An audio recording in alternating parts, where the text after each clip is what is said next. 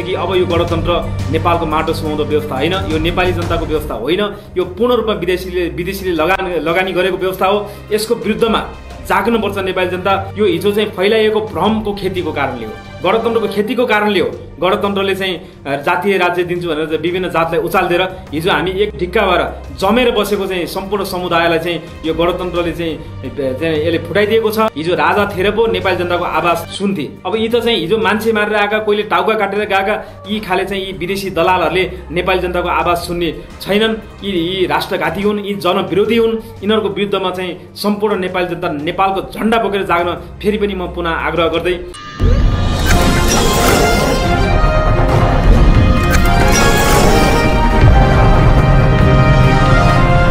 आदरणीय दाजुभाइ तथा दिदीबहिनीहरू सबैलाई नमस्कार। आज अप्पर झट जोडिनेको उद्देश्य आज जेठ 15 गते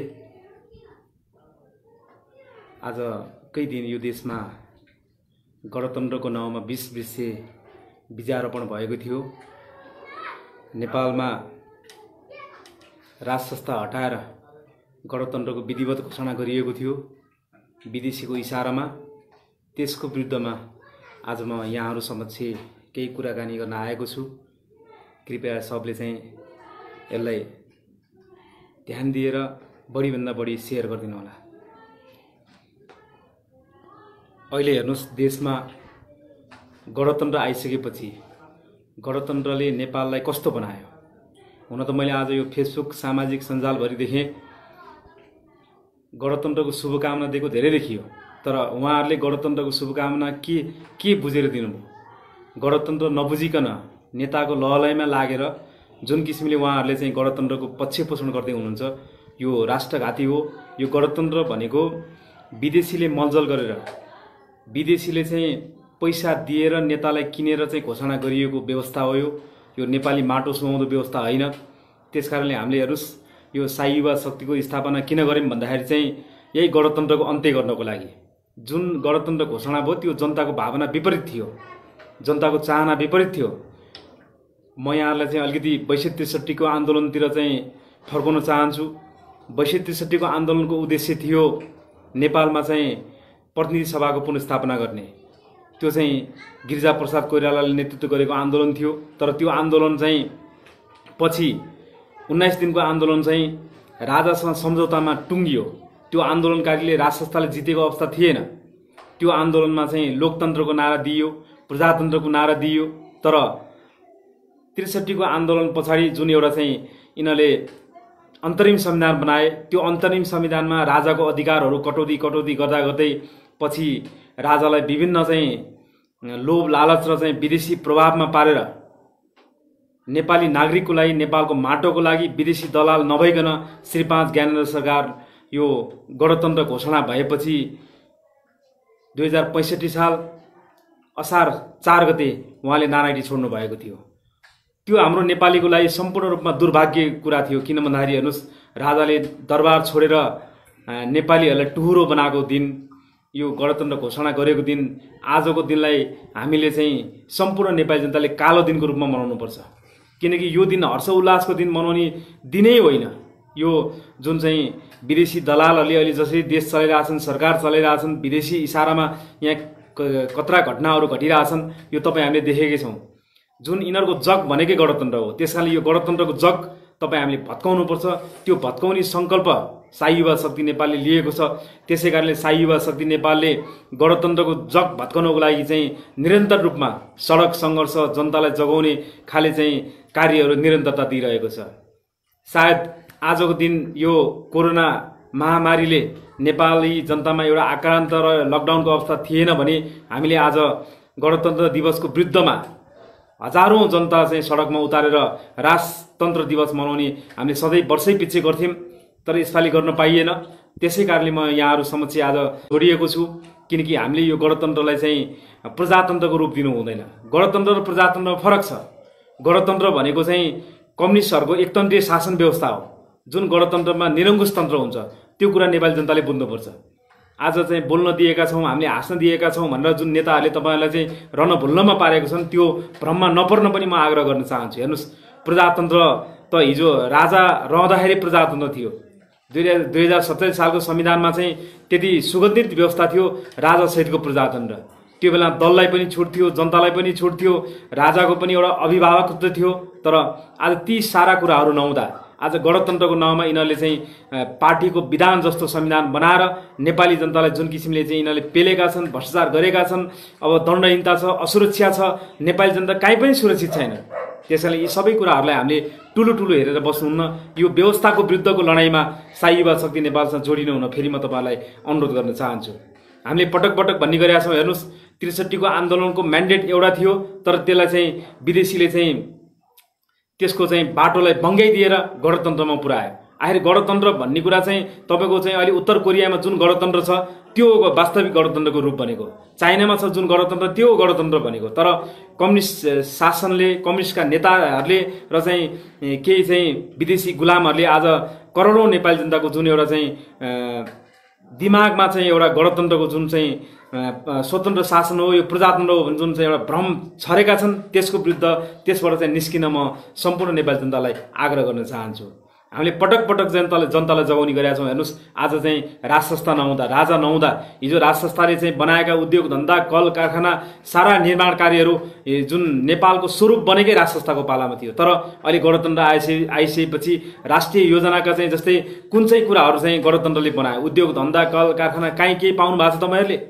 आज गणतन्त्रको नाउँमा नव महाराजाहरू जुन चाहिँ हिजो राजाको कम्पिटिसनमा राजाको जति चाहिँ शान देखाउने, शक्ति देखाउने, पैसा देखाउने किसिमका चाहिँ जुन यो नव महाराजाहरूले जुन देश ध्वस्त बनाइसकेका छन्, हरेक किसिमको महामारी आउँदाखेरि पनि, जनतालाई दुःख पर्दाखेरि पनि यिनीहरूले चाहिँ राष्ट्रको विषयमा, जनताको विषयमा चाहिँ उभिन सक्दैनन् भन्ने कुरा अहिलेको चाहिँ ज्वलन्त परिस्थितिले चाहिँ प्रमाणित गरेको छ। हेर्नुहोस्, आज चाहिँ ६३ को आन्दोलन पछाडि भारतले चाहिँ तपाईँको चाहिँ लगभग ७० ठाउँमा चाहिँ सीमा मिचेको थियो। लगभग ७-८ हजार चाहिँ वर्ग किलोमिटर चाहिँ सीमा मिचेको अवस्थामा चाहिँ अहिले चाहिँ लिम्पिया धुरा र कालापानीको विषयमा, लिपुलेपको विषयमा अहिले ओली सरकारले सस्तो लोकप्रियताको लागि चाहिँ एक किसिमको तपाईँको चाहिँ राष्ट्रवादको नारा त लियो, तर हिजो हेर्नुहोस् यिनीहरूलाई चाहिँ विदेशीले घुमाएका। आज तपाईँको चाहिँ संविधान संशोधनको प्रस्ताव चाहिँ त्यो हाउसमा सुत्दा पनि जान सकेन। त्यसकारणले आज यो बहुमत र 2/3 सरकार के कामको लागि? त्यसकारणले हेर्नुहोस्, यिनीहरूको भ्रममा नपर्न म सम्पूर्ण नेपाली जनतालाई आग्रह गर्न चाहन्छु। हामीले गणतन्त्र, प्रजातन्त्र, लोकतन्त्रमा फरक छुट्याउन सक्नुपर्छ। गणतन्त्र र प्रजातन्त्र एउटै हुँदै होइन। त्यसकारणले हामी चाहिँ साँच्चै चाहिँ प्रजातन्त्र चाहिँ मान्ने मान्छेले राज संस्था मान्छ, साँच्चै देशको माया गर्ने मान्छेले, माटोको माया गर्ने मान्छेले राज संस्था नै मान्छ। किनकि त्यो राज संस्थाले निर्माण गरेको नेपालमा आज राज संस्थाले पाखा लाउँदा सम्पूर्ण नेपाली जनता टुहुरो भएर दुःख पाएका छन्। हेर्नुहोस्, आज हामी अभिभावक विहीन भएका छौँ। अब यही मौकामा चाहिँ अन्तर्राष्ट्रियले चाहिँ पेलेको छ, भूमि मेचेको छ, तपाईँको चाहिँ दलहरूलाई चाहिँ हिजो तपाईँको एउटा चाहिँ कारिन्दा बनाएर हिजो चाहिँ चाहिँ युद्ध होस् यिनीहरूले गरेका, चाहे आन्दोलन होस्, हरेक आन्दोलनमा यिनीहरूले पैसा दिएर चाहिँ यिनीहरूलाई चाहिँ पालेर चाहिँ त्यही नेतृत्वलाई चाहिँ को आशमा विदेशीले चाहिँ नेपाललाई गुलाम बनाएको अवस्था छ। त्यसैले यी सबै कुराहरूबाट चाहिँ हामी छर्लङ्ग बिउजिनुपर्छ। अब यो देशको निर्माण नेपाली जनताले गर्ने हो, नागरिकले गर्ने हो, राजासँग मिलेर गर्ने हो।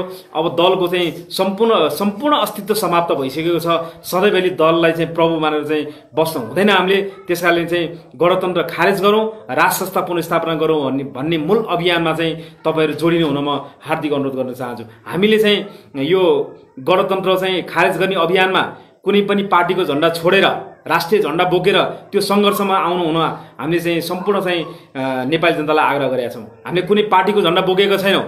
काङ्ग्रेस, एमाले, माओवादी जुनसुकै चाहिँ पार्टीमा रहेका राष्ट्रवादी मान्छे जसले राज संस्था मान्छ, जसले चाहिँ नेपाली माटोको माया गर्छ, जसले चाहिँ हिन्दूको माया गर्छ, जसले धर्मको माया गर्छ, जसले अखण्ड नेपाल चाहन्छ, उनीहरूलाई चाहिँ हामीले वेलकम गरेका छौँ। राज संस्था पुनर्स्थापना गर्ने मूल अभियानमा नेपालको झन्डा बोकेर हामीसँग जोडिनु हुन पनि म फेरि पनि यहाँहरूलाई आग्रह गर्न चाहन्छु।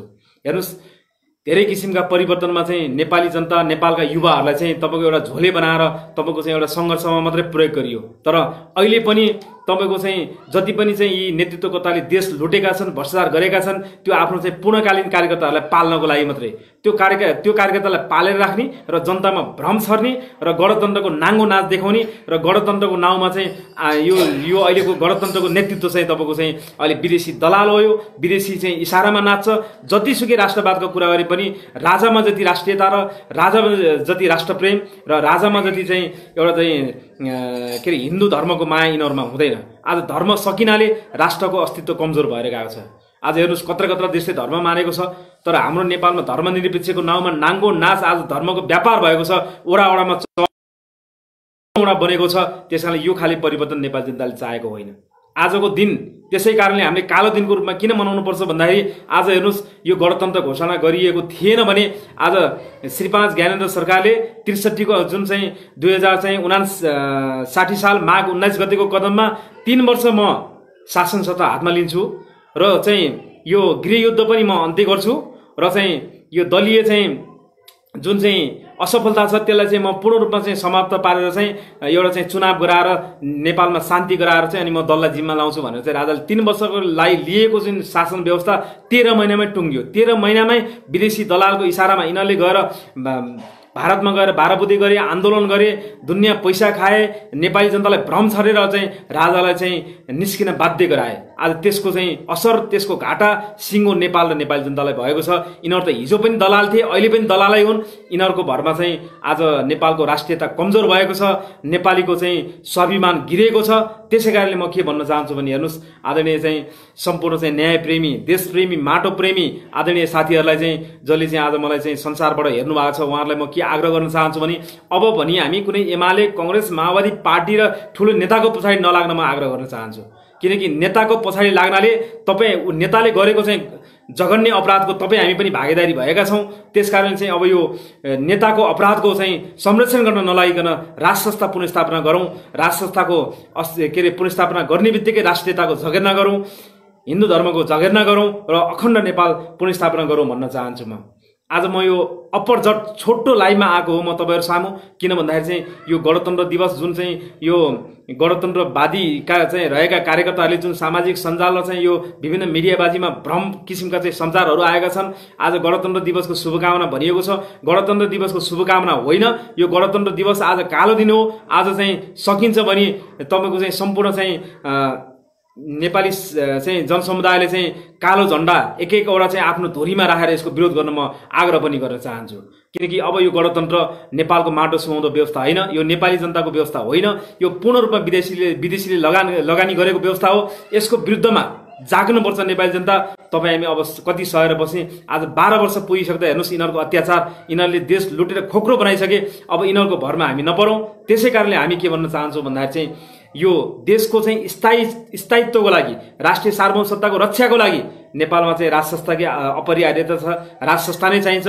अब तपाईँ हामी चाहिँ एक भएर चाहिँ यो गणतन्त्र विरुद्ध आक्रमण गरेको खण्डमा अब आउने आगामी चाहिँ 2078 सालको चाहिँ जेठ 15 गति हामीले राजतन्त्र दिवस मनाउन सक्नुपर्छ। किनभने सधैँभरि गणतन्त्रको चाहिँ त्यो भ्रममा परेर गणतन्त्रवादीलाई पूजा गरेर नबस्न म आग्रह गर्न चाहन्छु। हामीले पटक पटक चाहिँ भनेका छौँ, नेपाली जनताले चाहे भने एक हप्तामा राज संस्था फर्किन्छ। किनकि नेपाली जनताको त्यो चाहिँ आन्दोलनको भेल फुटेको खण्डमा यो गणतन्त्रवादीहरूलाई हामीले तुरुन्तै बढार्न सक्छौँ। तर नेपाली जनता जाग्न पर्यो, आउनु पर्यो सडकमा। किन कुनै पनि चुनावी माध्यम र कुनै पनि भोटिङबाट नेपालमा चाहिँ व्यवस्था परिवर्तन हुँदैन। हामीले व्यवस्थै फाल्नुपर्छ। अब यो ओली सरकारको विरोध गर्ने, फेरि प्रचण्ड सरकार आउला, फेरि देउबा सरकार आउला। किनकि यी जति पनि छन् यी गणतन्त्रका हिमायतीहरू हुन्, यी विदेशी दलाल हुन्। यिनीहरूको जग भनेकै गणतन्त्र हो। त्यो गणतन्त्र हामीले फाल्नुपर्छ। त्यो गणतन्त्र फाल्ने अभियानमा चाहिँ राष्ट्रिय झण्डा बोकेर चाहिँ हातेमालो गर्न म सम्पूर्ण चाहिँ न्यायप्रेमी नेपाली जनतालाई आग्रह गर्न चाहन्छु। हेर्नुहोस्, अब अहिले चाहिँ गणतन्त्रमा चाहिँ जुन चाहिँ किसिमका विकृति र विसङ्गतिहरू अब अहिले चाहिँ हिजो अस्तिसम्म चाहिँ यो जुन चाहिँ कमरेड प्रचण्डले भारत विरुद्ध हामी सुरुङ युद्ध गर्छौँ, हामी भारतलाई पछाड्छौँ भन्ने चाहिँ त्यो खाले नेता अहिले चाहिँ राष्ट्रिय स्वाधीनताको पक्षमा मौन बसेको पाइयो। अब विभिन्न जातलाई चाहिँ जातीय चाहिँ राज्य दिन्छु भनेर, दलित चाहिँ राज्य छुट्टै दिन्छु, तामाङ छुट्टै दिन्छु भनेर उचालेको चाहिँ असर अस्ति चाहिँ दलित जुन चाहिँ हाम्रो चाहिँ के बिकको चाहिँ उहाँको एक किसिमको चाहिँ मृत्यु भयो। उहाँलाई चाहिँ जुन एउटा चाहिँ यो प्रेम विवाह गर्दाखेरि जुन असर पर्यो, जुन जनता र उहाँहरू बिच झडप भएर जुन एउटा चाहिँ दुर्घटना घट्न पुग्यो, त्यो भनेको चाहिँ यो हिजो चाहिँ फैलाइएको भ्रमको खेतीको कारणले हो, गणतन्त्रको खेतीको कारणले हो। गणतन्त्रले चाहिँ जातीय राज्य दिन्छु भनेर चाहिँ विभिन्न जातलाई उचालिदिएर हिजो हामी एक ढिक्का भएर जमेर बसेको चाहिँ सम्पूर्ण समुदायलाई चाहिँ यो गणतन्त्रले चाहिँ यसले फुटाइदिएको छ। त्यो प्यान्डोरा भित्र भएको माउरी निकाले जस्तो सम्पूर्ण नेपाली जनतालाई छताछुल्लो बनाएको छ। त्यसैले हामी के भन्न चाहन्छौँ भने हेर्नुहोस्, यो चाहिँ गणतन्त्र राष्ट्रघाती हो र गणतन्त्रको जसले चाहिँ पक्ष पोषण गर्छ, जसले गणतन्त्रको जयकार गर्छ, त्यो हरेक व्यक्ति राष्ट्रघाती हो र गणतन्त्र विरुद्ध जाग्न म सम्पूर्ण नेपाली जनतालाई आग्रह गर्न चाहन्छु। आज गणतन्त्र दिवस राज्यले चाहिँ नाटकीय ढङ्गबाट औपचारिक कार्यक्रम नगरे पनि विभिन्न चाहिँ राष्ट्रिय चाहिँ सञ्चार माध्यमबाट चाहिँ फुकिरहेछ, गणतन्त्रले यो गर्यो त्यो गर्यो। गणतन्त्रले आखिर केही गरेकै छैन। त्यसैले सम्पूर्ण हामी नेपाली जनताको तागत र चाहिँ शक्ति एक ढिक्का बनाएर गणतन्त्र परास्त गर्न लागौँ, राष्ट्रस्थ पुनर्स्थापना गरौँ। राष्ट्रस्थ पुनर्स्थापना गर्नु नै राष्ट्रिय स्वाधीनता, राष्ट्रिय अखण्डता र राष्ट्रियताको रक्षा हुनेछ र सम्पूर्ण नेपाली जनताको चाहिँ स्वाभिमान ठाडो हुनेछ राष्ट्रस्थ पुनर्स्थापना भएपछि। त्यसै कारणले हामी के भन्छौँ भने जतिसुकै विषयका चाहिँ यो विभिन्न एक एकवटा विषय चाहिँ निस्किन्छन्, एक एकवटा विषयको चाहिँ आन्दोलन गर्नुभन्दा हामीले सिङ्गो यो जग गणतन्त्रको जग फालियो भने यहाँ भ्रष्टाचारको पनि अन्त्य हुन्छ, दण्डहीनताको पनि अन्त्य हुन्छ, बलात्कारको पनि अन्त्य हुन्छ र जातीय चाहिँ विभेदको पनि अन्त्य हुनेछ। म यो यहाँ सम्पूर्ण नेपाली जनतालाई चाहिँ ध्यान आकर्षण गराउन चाहन्छु। हामी पटक पटक भनि गरिरहेका छौँ गणतन्त्र नफालेसँग यस्ता खाले विकृति विसङ्गति नेपाली जनताले पाउने दुःख कष्ट त कति हुन्छन् कति। त्यसकारणले यिनीहरूले चाहिँ जति नेपाली जनता रोइ कराइ गरे पनि यिनीहरूले टेर्नेवाला छैनन्। हिजो राजा थिएर पो नेपाली जनताको आवाज सुन्थे। अब यी त चाहिँ हिजो मान्छे मारेर आएका, कोहीले टाउका काटेर गएका यी खाले चाहिँ यी विदेशी दलालहरूले नेपाली जनताको आवाज सुन्ने छैनन्। यी राष्ट्रघाती हुन्, यी जनविरोधी हुन्। यिनीहरूको विरुद्धमा चाहिँ सम्पूर्ण नेपाली जनता नेपालको झन्डा बोकेर जाग्न फेरि पनि म पुनः आग्रह गर्दै आज यो गणतन्त्र दिवसको विरुद्धमा सम्पूर्ण नेपाली जनताले चाहिँ तपाईँको चाहिँ आफ्नो घरमा चाहिँ कालो कपडा देखाएर, कालो झन्डा देखाएर विरोध गर्न चाहिँ म सम्पूर्ण नेपाली जनतालाई विनम्र अनुरोध गर्न चाहन्छु। र चाहिँ अब धेरै समय गणतन्त्रको अत्याचार सहेर नबसौँ। अब चाँडोभन्दा चाँडो गणतन्त्र फालौँ, राष्ट्रस्थ पुनर्स्थापना गरौँ र आगामी अब आउने जेठ 15 गते चाहिँ तपाईँको राजतन्त्र दिवस मनाउनेसम्मको चाहिँ परिस्थिति नेपाली जनताले सिर्जना गर्नुपर्छ। यति भन्दै म यहाँ चाहिँ हेर्नुहोस्, यो अहिले कोरोनाको महामारीमा सम्पूर्ण विश्व आक्रान्त छ।